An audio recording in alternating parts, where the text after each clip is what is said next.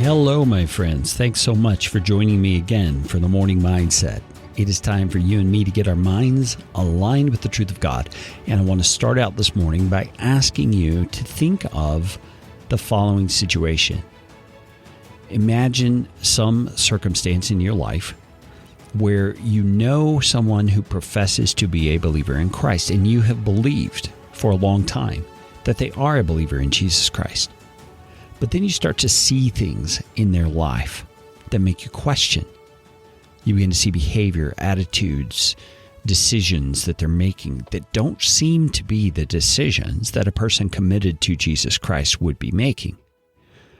That is a very odd place to be in. There's kind of a dissonance that rises up in your thinking and in your heart because you want to believe, quote unquote, the best about them. You want to believe that the faith they have long professed is truly genuine.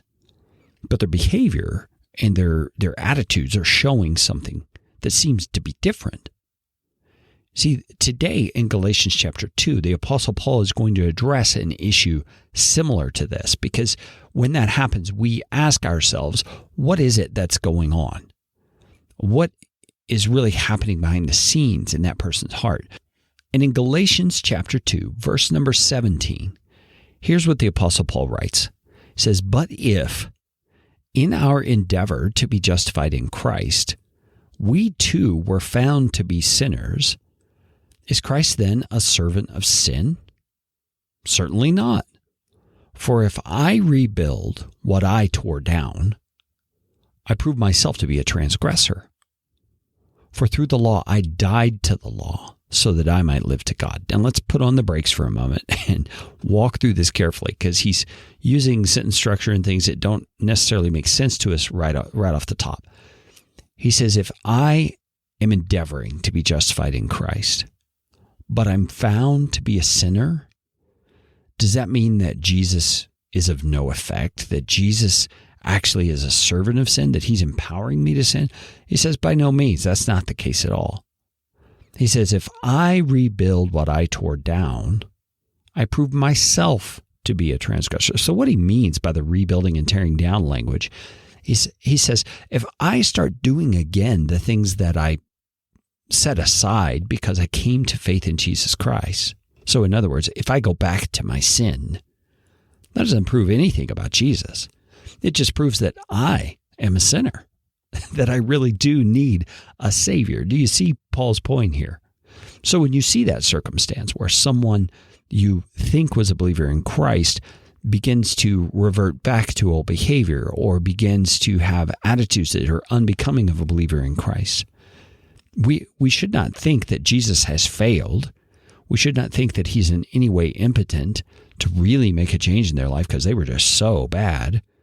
No, we should just realize that the struggle is very real, and that salvation through Christ is something that needs more than just religious action. It needs more than just good works.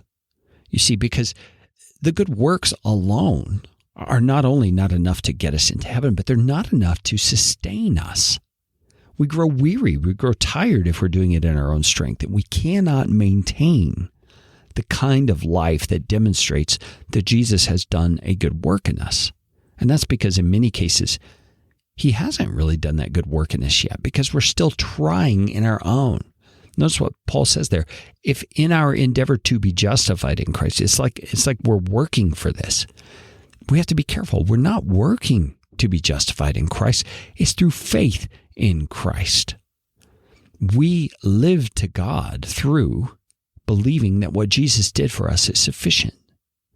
And then in verse 20, we're going to dig into this more in the next episode, but Paul states what I believe is one of the most transformational truths that you're ever going to read in the Scriptures.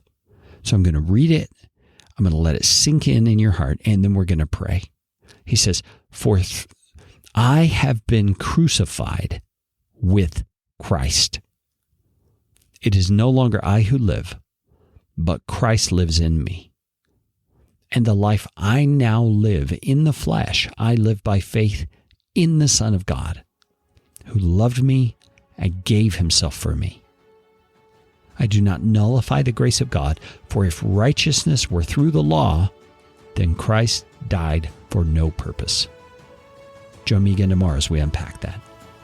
Lord Jesus, help us to start digesting this truth, that we have been crucified with Christ and that we no longer live, but Christ lives in us.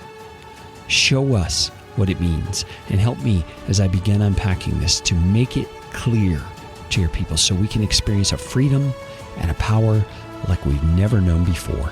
In Jesus' name.